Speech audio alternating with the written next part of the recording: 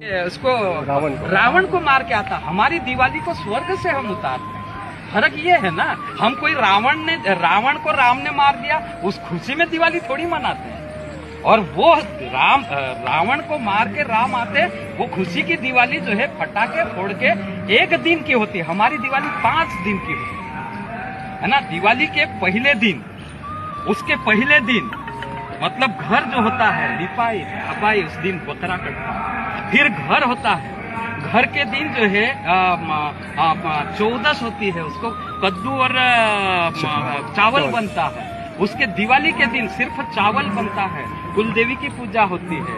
उसके बाद में जो है जो बेल का खोटा होता है, भैंस का खोटा होता है, उस पर मुर्गे बकरे मरते हैं। दूसरे दिन भी जो है मुर्गे बकरे हिंदू में मरते क्या मुर्गे बकरे? तो कैसे आप बोल रहे हैं हिंदू की दिवाली और आदिवासी की दिवाली एक है?